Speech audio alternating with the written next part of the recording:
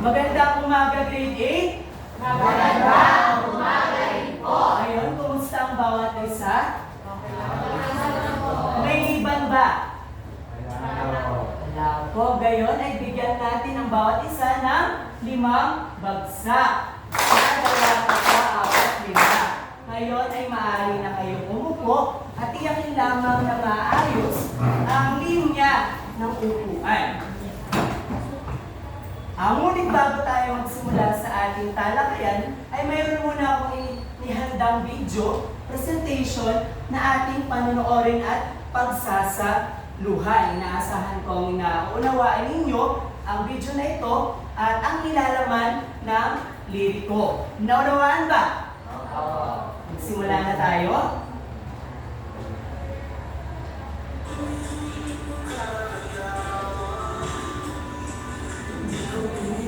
Maaari kayong sumabay kung alam.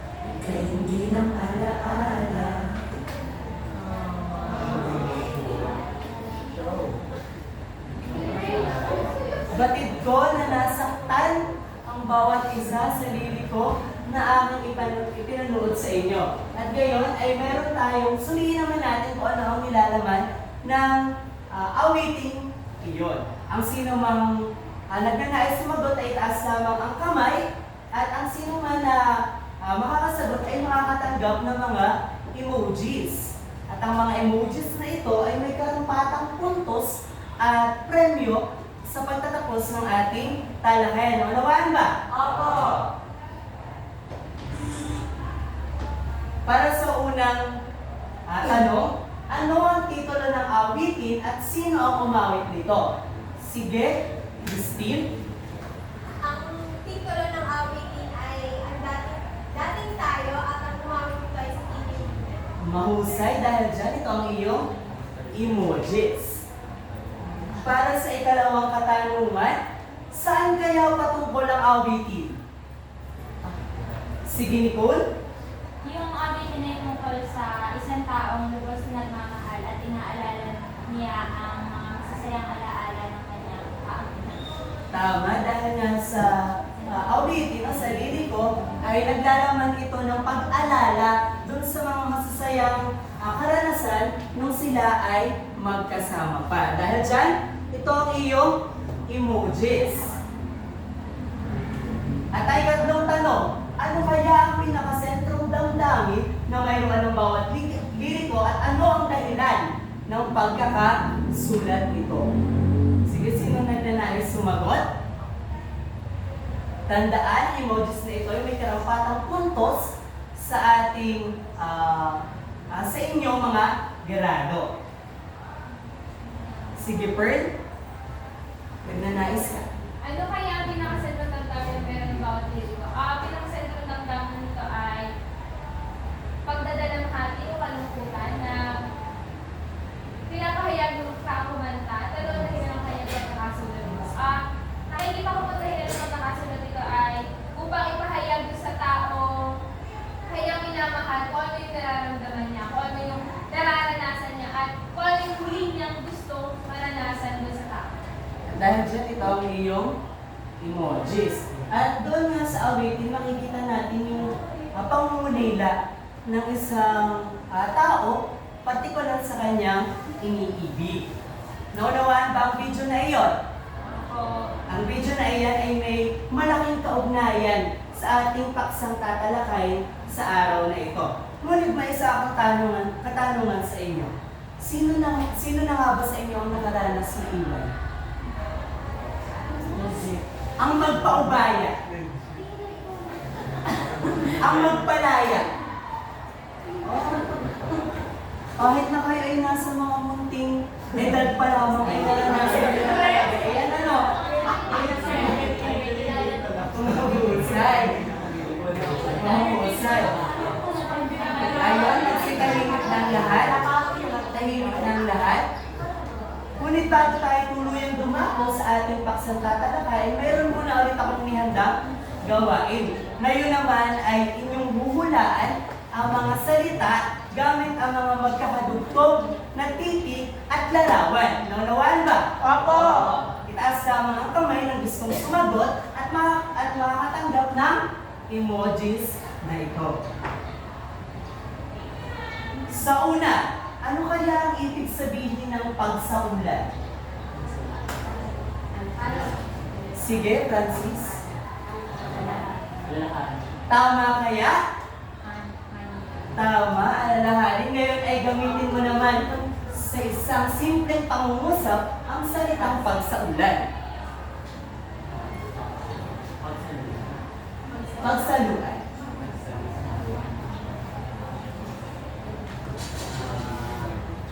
Mangiyak-iyak ang aking anak matapos ng pagsaluan ng mga panahon nilang magkasama ng akin. Ayun, mahusay ang iyong pagbuo ng pangungusap. Para sa ikalawa, ano kaya ang ibig sabihin ng mahahagilap? Sige.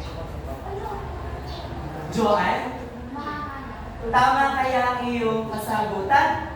Tama nga, mahahanap at makikigamit nga ng salitang mahahagilap sa isang pangungusap. Ano po kaya makakagilap ang forever ni Tinay? Ayun. Ito ang iyong emoji. Salamat sa iyong pagsagot. Para sa ikatlo, ano kaya ang ibig sabihin o kasing kahulugan ng karalitaan? Sige, Pearl. Kahirapan, tama kaya? Tama nga ang iyong kasagutan. Ngayon gamitin mo naman sa isang pangungusap ang salitang karalitaan. Ang karalitaan ng mga magulang ang siyang naging hudyan sa kanilang pagtawad. Yun, ito ang iyong emoji. Salamat sa iyong pagtugon. Para sa sunod, hilahin. Ano kaya ang ibig kasing kahulugan? Sige, Trisha. Kahulugan po niya ng suliranin. Suliranin, tama kaya ang kasagutan? Tama nga. Maaaring gamitin mo na ba ito sa isang pangungusap? Sa kabila ng mga hindi Tama, matatag si Trisha. Ito ang iyong emoji. At ang sunod ay, ano kaya ang ibig kasing kahulugan ng panindim? Gamit ang mga larawan na ito. Sige, Leonard. Isipan. Tama. Ngayon gamitin naman sa isang pangusap ang salitang panindim. Ang aking natutunan ay tumatatak sa akin palindig. Mahusay ang iyong pagsagot at pagbuo ng pangusap. Nawa ay matutuhan mo nga ang ating paksang tatalakayin ngayong araw na ito. At ang sunod, ano kaya ang ibig sabihin nito? Sino? Ibang kamay naman. Sige, Jean? Tama kaya ito? Tama nga, mapuno. Ngayon gamitin mo naman sa isang pangusap ang move. Mapuno ang pinagsupi. Gamit ang mapuno. Move. Mupo ang pinagsupikan namin sa lautan. Ayun, sama.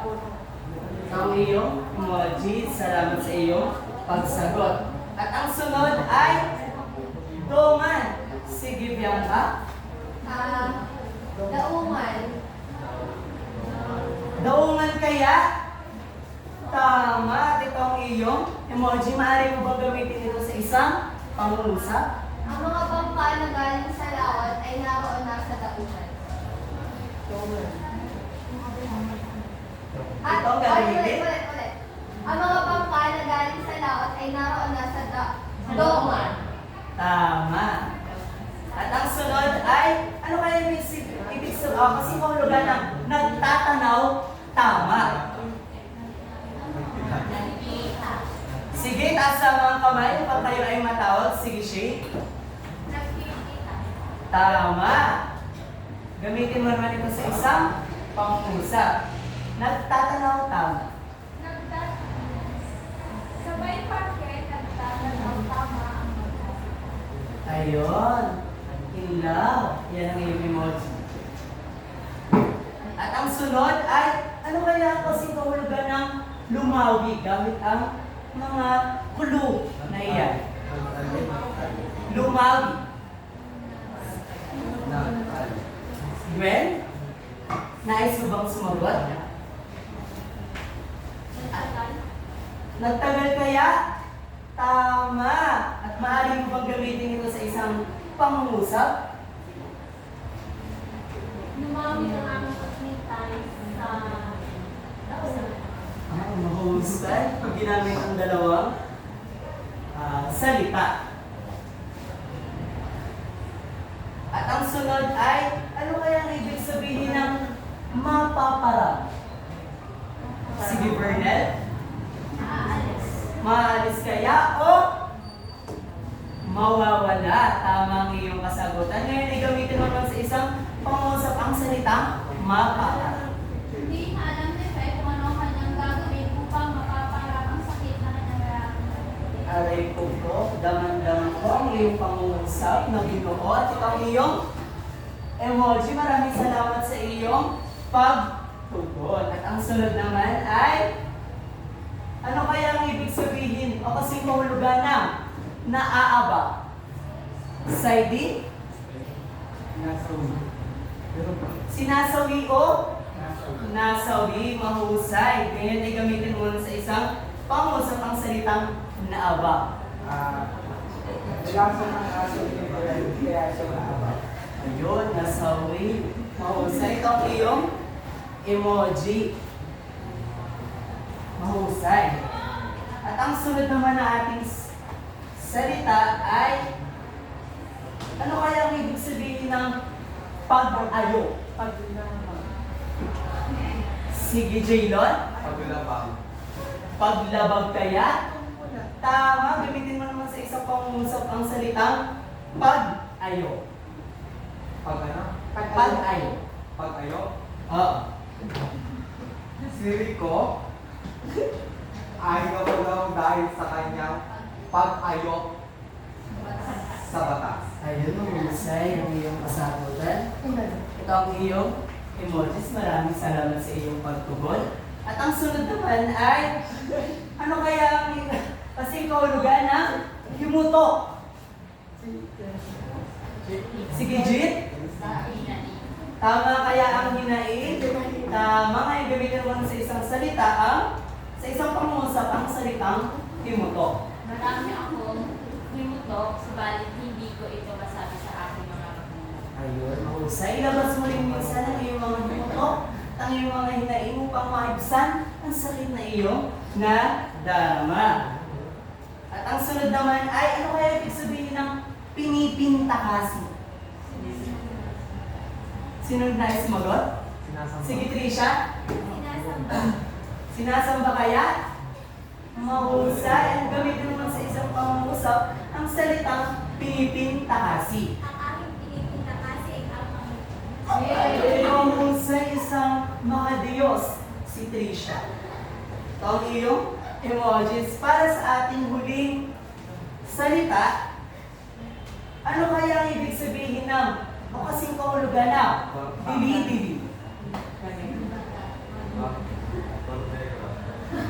Ano kaya? Ano? Bird? Gunita kaya? Aita. Mahusay ang iyong pagbuo. Gamit ang mga tulo. Ngayon gamitin naman sa isang mangusap ang salita, dili-dili. Gulita. Sa araw ng Pasko. Ang tili sa araw ng Pasko ay ang pagbibigay. Ayun, mahusay. Dahil na nalalapit ng Pasko, ay iyon ang iyong naisip na pangungusap. Ngayon ay bakit ko na naunawaan niyo na ang mga matatalinhaga o malalalim na salita na maaaring makapagpahirap sa atin upang unawain ang ating paksang tatalakayin. Naunawaan ba ito? Malinaw na ba ang mga salita? Apo. Ngunit bago tayo tuluyan dumako sa ating paksang tatalakayin, ay atin munang alamin ang ating layunin.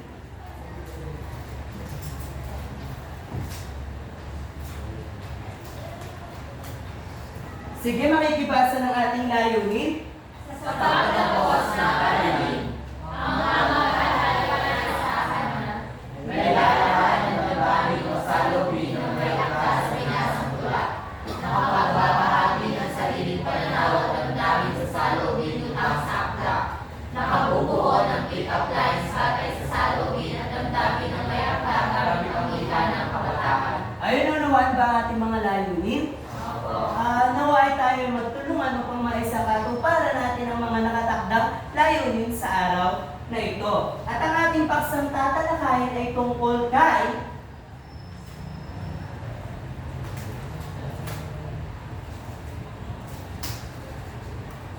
makikibasa? Celia, Rodante, at Laura. At ito ay pinapapalooban ng 1 hanggang 22 saknong mahusay. At may hinanda ako muling presentasyon upang ating maunawaan ang ating paksang tatalakayin at inaasahan ko na ilaan ang inyong tainga at atensyon upang maunawaan ang ating video. Naunawaan ba? Gayun ay pakatandaan ng mga nilalaman nito sapagkat mayroon akong mga katanungan o liham na ibinigay ni Balagtas upang ating sagutin. Malino ba? Ayun.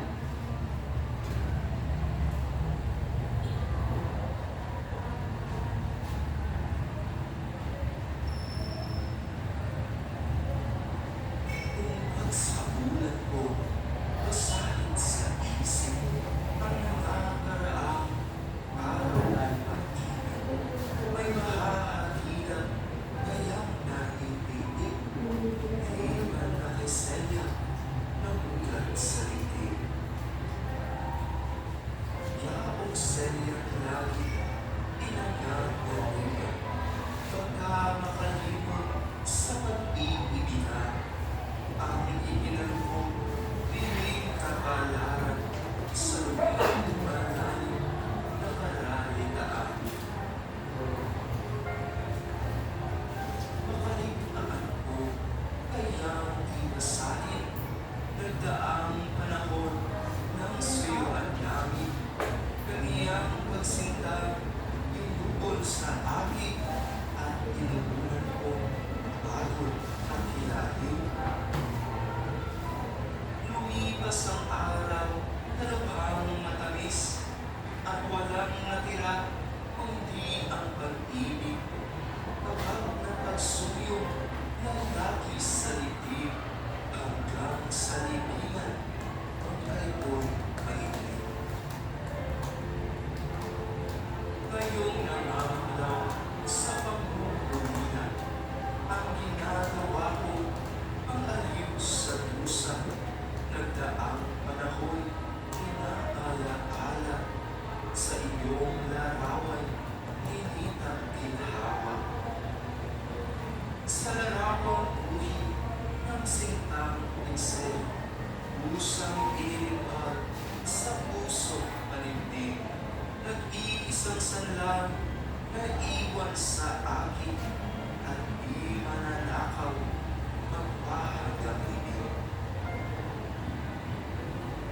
Ang kaluluwa ko'y pusang dumadalaw sa lansangan ngayong iyong niyapakan. Sa ilog biyanan, ilog na mababaw, yaring aking puso'y laging lumilitaw.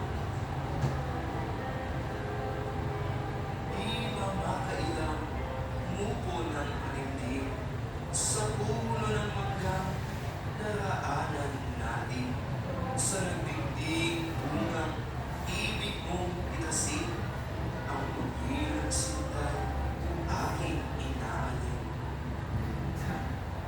Ang katauhan ko'y usang nagtataling sa buntong hininga ng ika'y may sakit.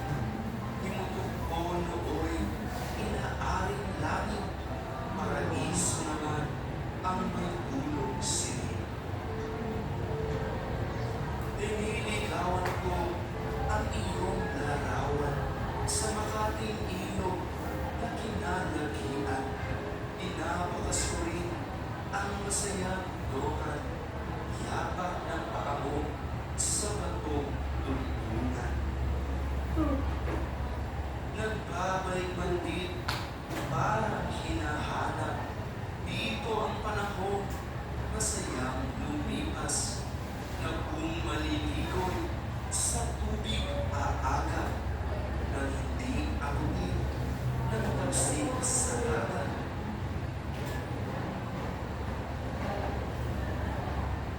Sa mga unang saklong ng may-ari kay Salia, itinatag ni Balantas kung nasaan na ang kanyang dating minamahal. Inaalala niya kung makanakalimot na si Celia sa kanilang pag-iibigan. Ang pagkalimot na ito, ayon kay Balantas, ay ang ikinalubog ng kanyang kabalaran sa luhang kalungkutan. Pero ibinigin naman ni Balantas na hindi niya nakalimutan ang pagmamahalan iyon. Lumipas na ang mga araw na iyon, ang natira na lamang sa kanyang puso ay ang pag-ibig kay Celia. Iniaako ni Balantas na mananatili habang siya ay buhay pa. Dahil inaakala ni Balantas na nakalimot na si Celia, siya ay nanulilang sa pagmamahal at nagtuusap. May isa nito, inaalog niya ang kanyang sarili sa pag-alaala ng kanilang nakaraan. Sa pag-alaala sa mukha ni Celia, siya ay naging kuwaan. Kanyang inaalala ang larawan ni Celia na kanyang inunuhin. Ayon sa kanya, ang larawang iyon ang tanging naiiwang ang alala ni Celia.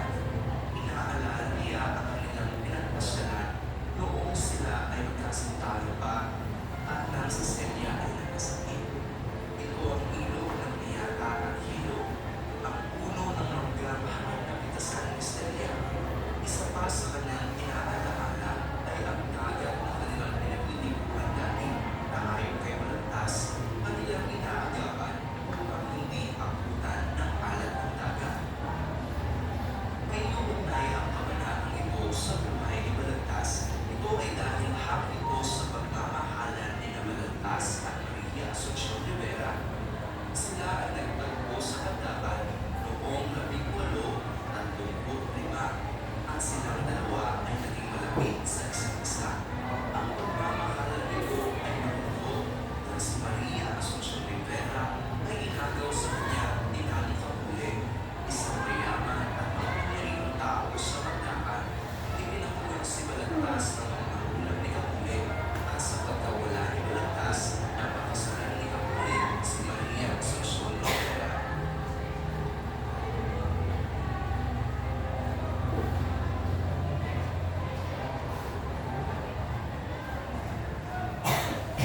Ayun, naunawaan ba ang video na yung pinanood?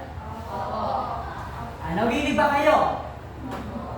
Ngayon ay pinakita nga doon kung ano ba yung nangyari at kanino nga ba ay pinapatungkol ang akda o obrang Florante at Laura. Ngayon naman ay sinabi ko kanina sa inyo na may mga liham si Balantas na nais niyang sagutin ninyo upang malaman ang inyong mga salubin at mga damdamin. Ngayon ay sino ang nagnanais sumagot sa unang liham at buksan ito? Sino nagnanais? Sige, Joanne. At ang unang liham ay tungkol saan ang lahad na tula at ano ang kinalaman nito sa Florante at Laura.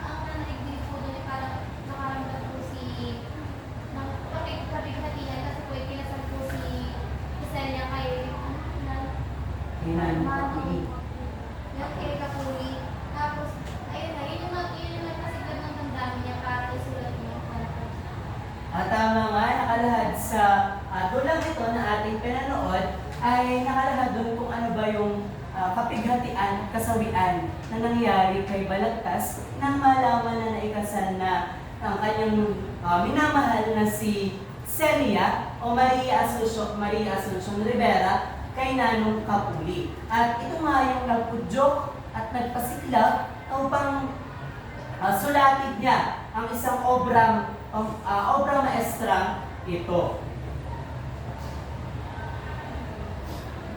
Para sa sunod na liham, sino ba nais sumagot? Pearl, nag-nais ko bang sumagot? Sige.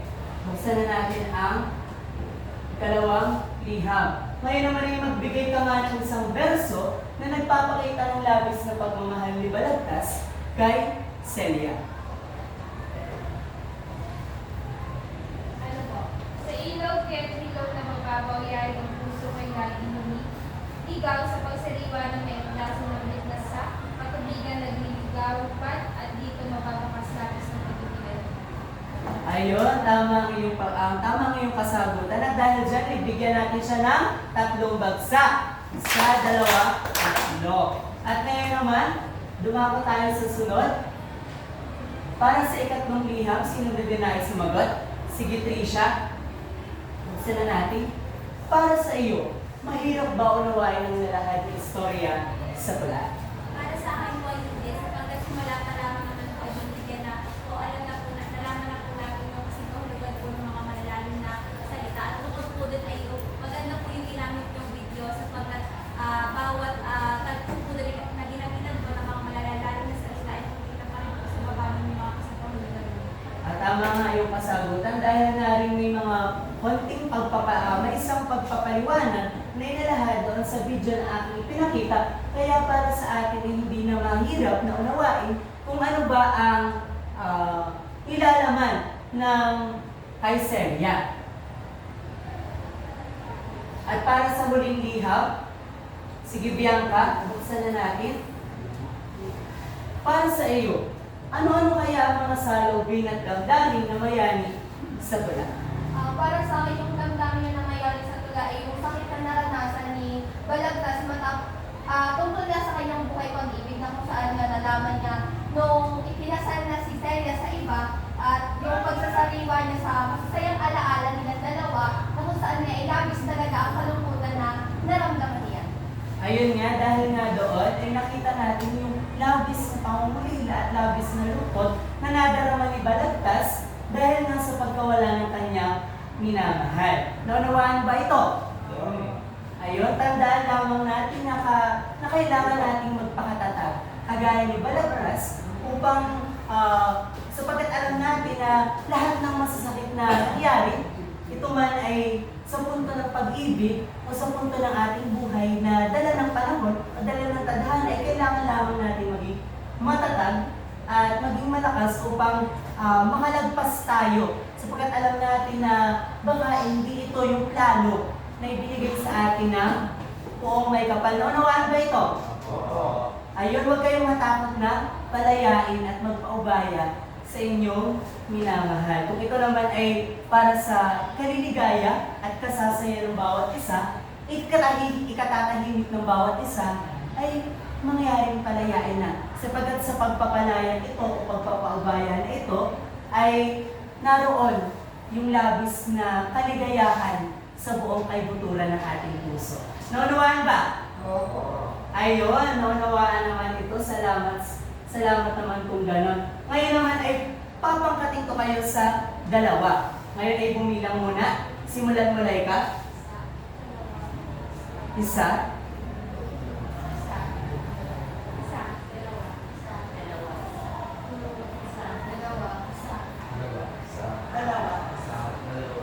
Ngayon naman ay magsama-sama yung magkakapangkat o magkakagrupo.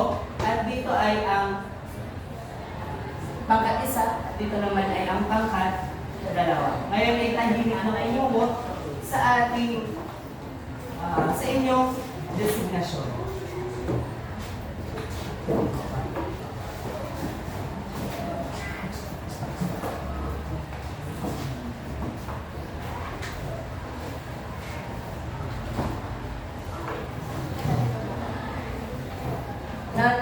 inyong mga kagrupo na ba?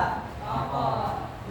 At ngayon ay ito ang ating pangkatang gawain. Kayo ay inaasahan na bumuo ng isang pick-up lines na naglalaman ng damdamin sa lobby ng may akda na si Balagtas na nagtulak upang isulat ang akdang ating tinatalakay ngayon. Pagkatapos ninyong itong buuin ay kuhanin ang inyong cellphone, ang inyong telepono at ilathala ito sa inyong social media account. Naunawaan ba? Ngayon ay ipapasa ko yung G Drive na pagpapasahan ninyo ng mga link ng inyong mga alathala. Naunawaan ba ito? Malinaw ba? Ngayon ay bibigyan ko lamang kayo ng 5 minuto upang gawin ang nakatakdang gawain at 3 minuto naman sa isang representative upang ipaliwanag ang kanilang mga nakaatang na gawain. Malinaw ba ito? Ngayon ay nagsisimula ng 5 minuto. Tapos na ba? Ayun, at dahil dyan, magtungo na tayo sa inyong presentasyon. Ngunit bago yan, ay nakalimutan ko na ibigay sa inyo ang ating pamantayan sa pagmamarka.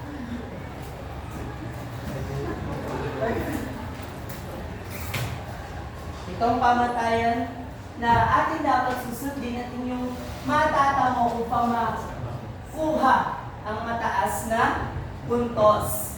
Ngayon ay magtungo na ang unang grupo at ipresenta dito sa unahan gamit ang aming laptop ang inyong gawain. Isa lamang ang representative. Tapos na. Mahusay ang iyong sa inyong pinakita. At tunay nga na makapangyarihan ng ating mga katawagan, ng ating mga sosyal na wika na ating ginagamit partikular sa kasalukuyang panahon. Ginagamit ito natin upang maisakatuparan o mailahad ang ating mga saloobin at damdamin. At dahil dyan, binibigyan ko kayo ng isang good job clap. Tumayo ang lahat.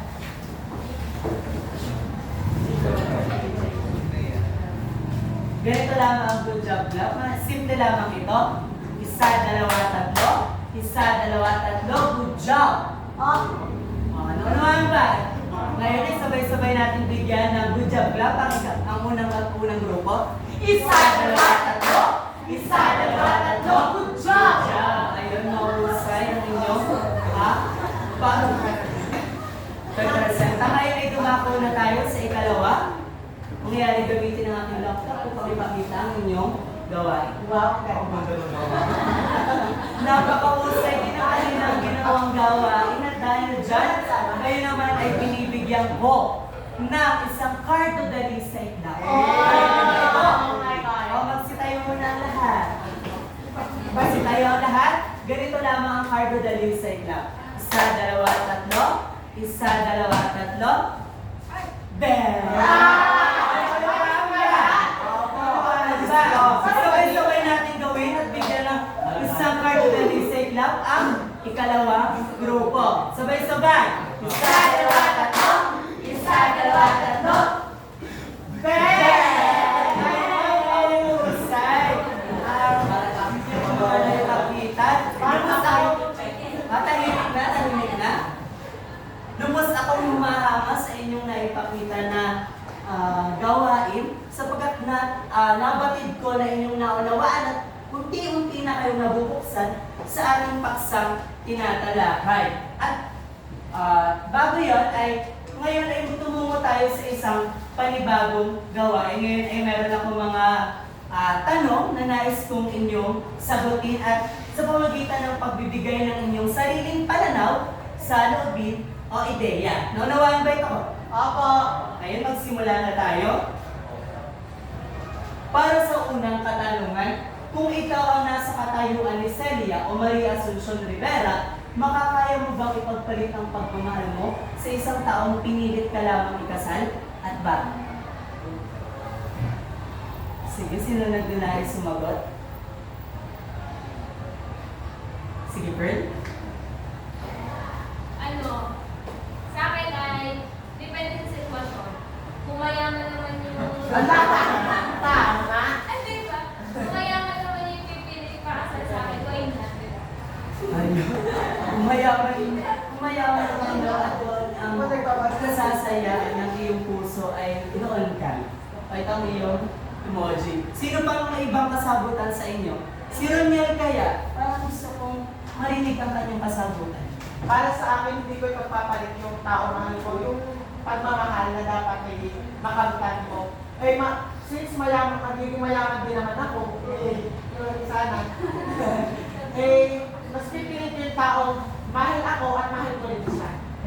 Ayun, mahusay ang iyong pagsagot. Ay, ito ang iyo. Ngunit para sa akin naman ay, kung ako naman ang sasagot dyan, ay makakaya ko bang ipagpalit ang aking pagmamahal sa isang pagmamahal sa tao, pilit tamang ikasal ay hindi ko rin ito gagawin. Kahit dahil lamang ito ay ang prinsipyo na hindi nabibili ng kahit anumang kayamanan ang isang dalisay at totoong pagmamahal. Unawan ba ito, klase? Opo! Ayun. Ngayon naman ay dumako na tayo sa ikalawang katanungan. Ano-ano kaya ang makakaya mong gawin para sa iyong minamahal? Kung si Balagtas ay nakaya niyang makabuo ng isang obra maestra na ito dahil sa kanyang kasawian at dahil sa kanyang marugdog na pagmamahal kay Celia, kay Maria Asunción Rivera, ay ano naman kaya ang kaya mong gawin para sa iyong minamahal? Sige, Pearl. Ano kaya kong gawin para sa iyo minamahal? Ay, lahat ng kaya kong gawin. Wow! Hindi lahat po ay kaya kong gawin, pero nandun pa rin yung limitation. Kasi, maaaring, parang iisip ko pa rin na, pag ginawa ko ng bagay na ito para sa taong mahal ko, is makakatulong sa akin. Siyempre, sa pagmamahal, hindi lamang dapat bigay lang ng bigay. Kailangan din. Unawain mo rin po yung kalagayan mo. Kung napapabuti na ba ito o napapasama. Pero kung ito hindi na, tigil na natin yung pagmamahal. Ayun, ang sakit naman ng iyong kasagutan na yun. Ito ang iyong emojis. Ano yun, di ba? Lahat naman tayo ay may sarili-sariling pananaw o perspektiba na maaaring natin ilapat dito. Maaaring ang ibang bulag, sabihin na natin bulag sa pag-ibig, ay kaya nilang gawin kahit ano. Kaya nilang tiisin kahit ito ay panloloko. Gayon din ay may mga tao naman na hindi kaya itong tiisin. Pinapalaya nila o pinapaubayan nila yung kanilang taong minamahal. Naunawaan ba ito, klase? Opo. Ayun, mahuhusay. Para sa ikatlong katanungan, ano-ano ang inyong mga natutuhan at naramdaman sa ating paksang tinatalakay? Sige, Nicole. Ang natutunan ko po ay pagpapalaya kahit sobrang mahal mo yung tao. Kasi doon mo makikita yung tunay na pagmamahal. Kung kaya mong palayain yung tao kahit alam mo sobrang ka masasaktan at alam mo kung hindi na okay na yung Ayun. Parang nakaranas na si Nicole na makapagpalaya o makapagpaubaya ng kanyang minamahal. Ayun. Naunawaan ba ito? Opo. At ngayon ay bigyan natin siya ng 3 bagsak. 1, 2, 3. Ayun.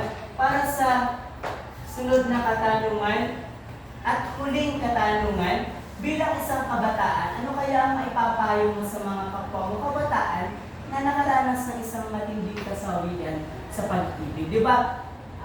Lalo na yung ngayon sa kasalukuyang panahon na kung saan ay napakaraming mga kabataan kahit na yung mga nasa murang edad pa lamang, ay marami akong naririnig na nakaranas ng depression dahil sa kanilang minamahal.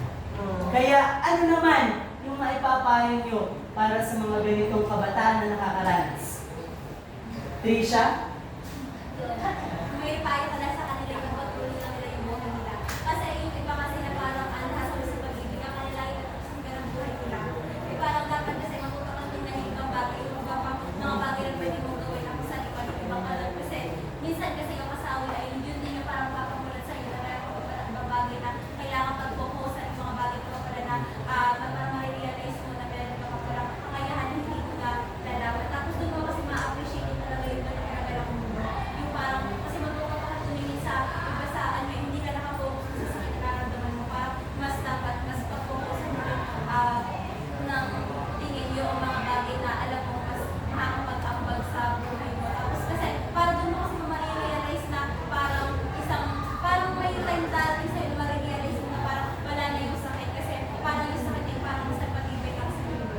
Ayun, mahusay ang kanyang payo na naibigay. Lahat dyan ito ang iyong emoji creation.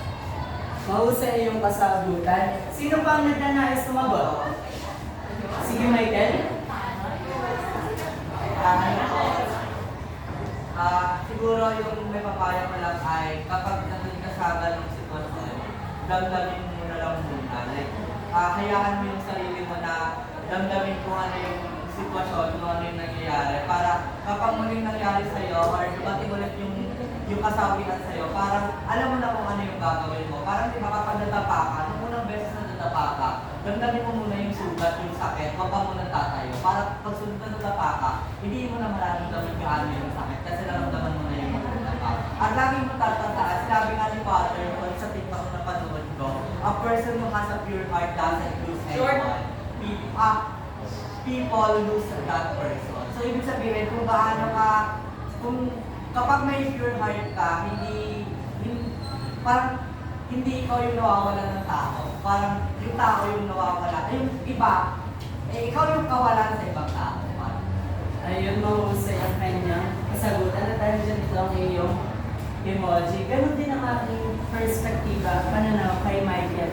Sapagkat ito lamang mapapayo ko dahil ako ay isang nakakatanda na sa inyo.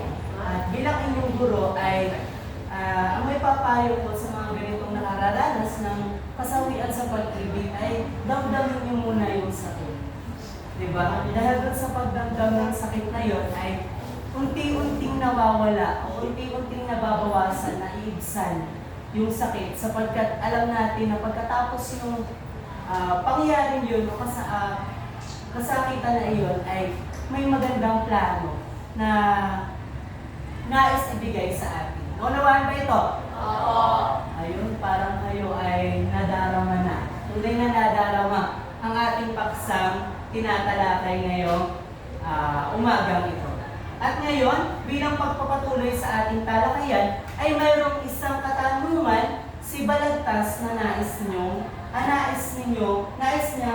sagutin ninyo. At ito ang tanong na, bakit kaya kay Celia ang titulo o kumagat ng kabanatang ito? O tulang ito? Sige, Jim? Para sa akin, kaya naging kay Celia yung titulo na isinulat niya ni Balagtas ay unang-una, higit sa lahat ay dahil para kay Celia naman talaga yung tulang kanyang isinulat. Ngayon din na nakapanood nga dito sa tula ng ang pagtataka nga ni Balagtas kung bakit tila nakalimot na nga si Celia dun sa pag-iibig, nalimutan na nga ba talaga ni Celia yung pag-iibigan nilang dalawa ni Balagtas.